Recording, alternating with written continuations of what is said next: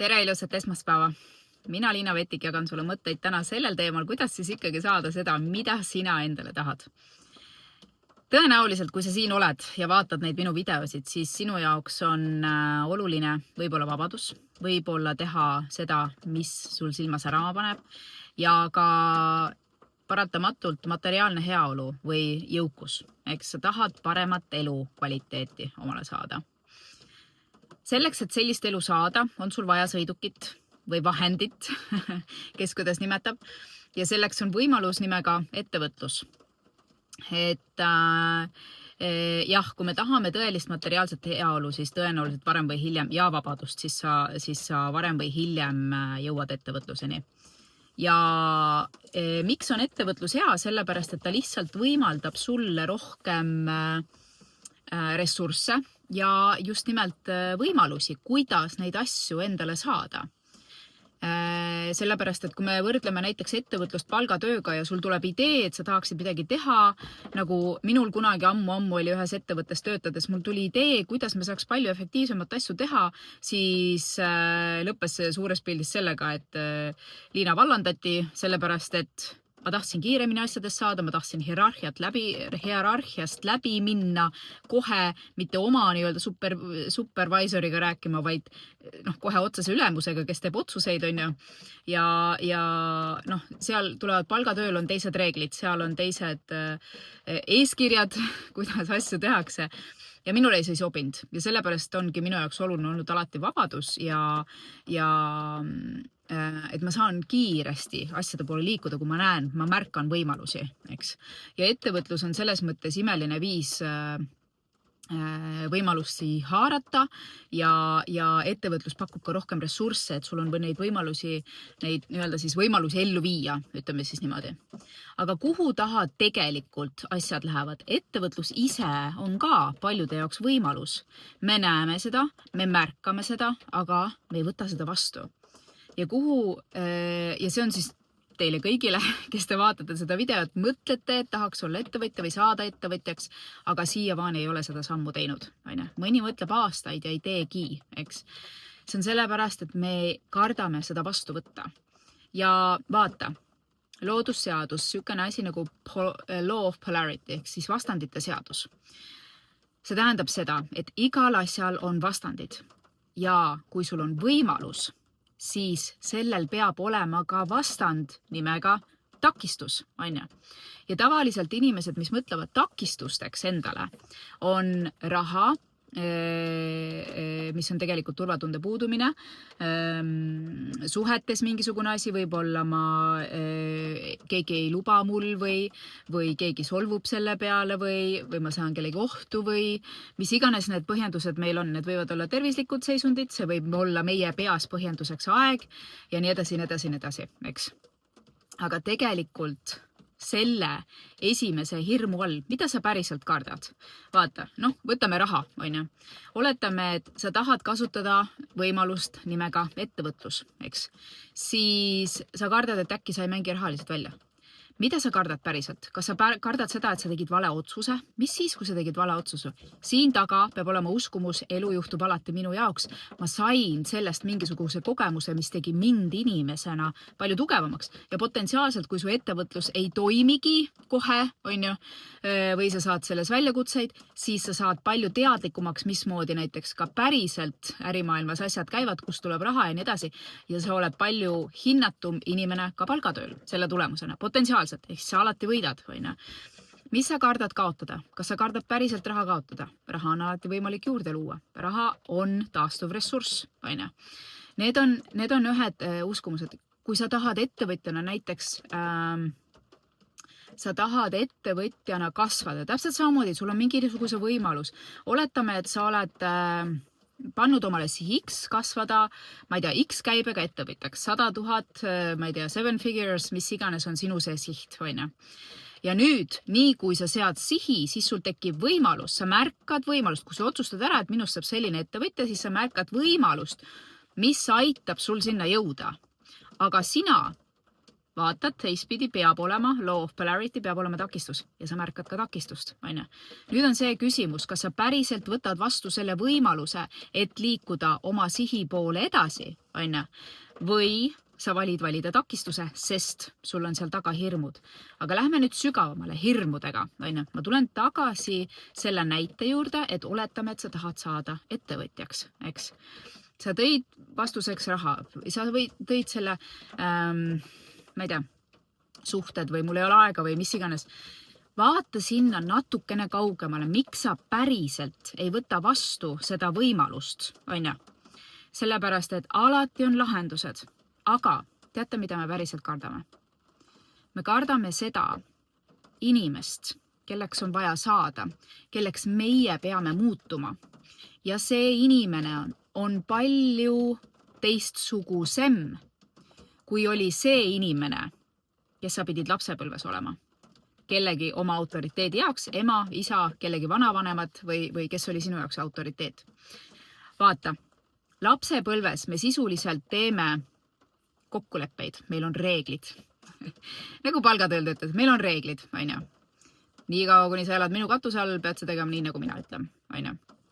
Ja me kind of lepime lapsepõlves kokku, et mina olen selline inimene, onju. Ja me hoiame seda rolli alateadlikult. Aga nüüd, kui sina märkad võimalust, ja sa võtaksid selle võimaluse vastu, siis see tähendab seda, et sa pead sellest lapsepõlve rollist välja tulema.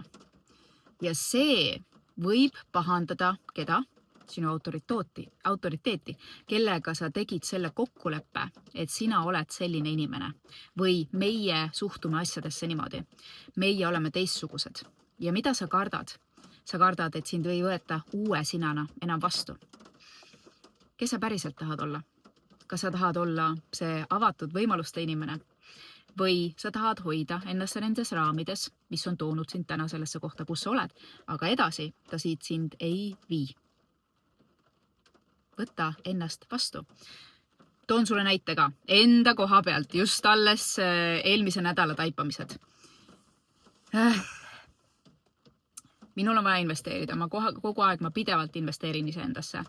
Sest mul on ambitsioonid, mul on sihid, kuhu ma tahan jõuda ja ma tõesti usun nendesse ja ma tunnen seda enda sees sisuliselt, see, kuhu ma tahan minna ja ma märkan seda võimalust, onju. Ja ka minu jaoks tulevad takistused, ma märkan neid takistusi, onju.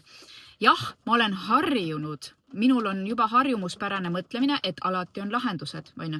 Aga see ei tähenda seda, et ma takistusi ei märkaks ja ma ausalt öeldes tihti peale, mida suuremad on need investeeringud, seda rohkem ma kardan, kas ma tulen ikka sellest läbi, onju. Nii, aga täna olen ma teadlikum.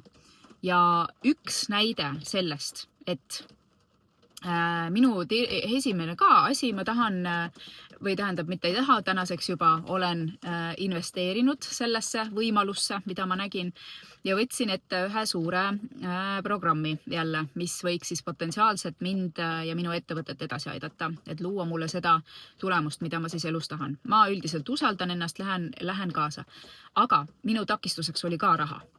Ja ma näen teie ka oma klientide pealt, kes on tahtnud mentorprogrammis osaleda ja nii edasi, et raha on tihti see on normaalne, see on meil kõigil. Mitte kõigil, aga ühesõnaga. Ja ma läksin sinna sügavale, mõtlesin, oota Liina, siin on jälle mingisugune pilt sellest, et mina pean muutuma, mina pean uut ennast vastu võtma, aga tagantjärgi vanast on raske lahti lasta. Vanast minast on raske lahti lasta. Kes see vana mina oli? Vana mina oli Liina, kes hoidis kinni puudusest, sellepärast, et minule õpetati lapsepõlves, et mina ei tohi olla laristaja, onju. Sest kui mina lapsepõlves ütlesin, et näed, võiks teha niimoodi või siis meil oleks vaja seda ja see kaasas raha, siis ma sain sealt siukse massiivse stressi, puudusteadvuse, energia, et kuule, me ei ole siin mingid laristajad, et me siin niimoodi paneme, lahmime, onju. Mis sa arvad, kus need vahendid tulevad? Ja vot see pani minus, üks asi on see, et me võtame need vanemate tunded üle, just nimelt tunde pealt, onju, okei, me peame selles energias olema, okei, onju. Sest me ei taha, ja teine asi on, ma ei taha solvata seda vanemat, minu puhul isa, kes ütles, et kuule, me ei ole siin mingid laristajad. Ja nüüd, kui mina tahan teha otsuseid, et minna seda teed, kuhu ma tahan, mitte seda, kus ma vajan, kuhu ma tahan minna, vajan versus tahan, siis see tundub justkui laristamisena, see tundub ebamõistliku käitumisena rahaga. Sest kunagi õpetatud, jah, haridus on investeering, aga mis see päriselt tähendab, seda ei saanud lõpuni aru. Aga ma pean tulema sellest rollist välja, et oota, ma olen see laristaja või siis mitte laristaja, vaid mina olen küllusteadvuses, sest ma tean, et alati tulevad vahendid, kui ma võtan vastu võimalused, sest mina ise olen oma sees külluses. See tähendab seda, et ma olen lahendustel orienteeritud ja ma julgen need lahendused vastu võtta. Aga selleks pidin mina ennast uues pildis vastu võtma, et Liina on selline tüüp, kes on külluses ja see, kas raha on või ei ole, see ei ole küsimus, sest alati on võimalik raha luua. Ja selle uue pildiga kartsin ma siis isa, keda mul enam ei ole, solvata teda nii-öelda. Ehk siis see on alateadlik ja sellepärast on meil raske ennast vastu võtta. Ja see on tegelikult juurpõhjus, miks me ei kasuta neid võimalusi, mis potentsiaalselt me teame, me isegi tunneme enda sees, et need on need sammud, mis viivad meid edasi. Nii et sa näed seda võimalust, sa tead seda võimalust. Kas sa julged selle vastu võtta või ei julge? Kas sa julged muutuda või ei julge? Kui sa tahad teada, mismoodi mina siis ikkagi ennast uues pildis vastu võtan, see eeldab andestamist ja kõike, siis et sa mitte lihtsalt teadlikkusega ei võta vastu, vaid sisetundega, et ma olen piisav, see piisavuse tunne, siis ja tahad tegelikult ka kasvada ärilises võtmes või minu pärast alustava ettevõtjana parema baasi pealt minna, siis oktoobrist alates võtan ma 1-1 kliendid taas 3 tükki maksimaalselt ja iga nädal on töö, kus me siis saame vaadata sügavale sinu sisse ja ma keeran sind ka tagurpidi, et sa muutuksid inimesed, kes jah, märkab neid takistusi, aga tegelikult läheb ja võid minna oimükse lennuga. Nii et võta vastu see kutse, tule mulle 1-1 mentorlusse personaalselt, sükeldund sinusse ja sinu ärisse ja juba uueks aastaks oled sa teine inimene, nii et 3 kuud ongi aasta lõppu. Sellest aastast veel võib tulla elu muutev aasta, nii et oled oodatud, kui kõnetab. Ja kui ei, siis me kohtume sinuga uuel nädalal uute mõtetega.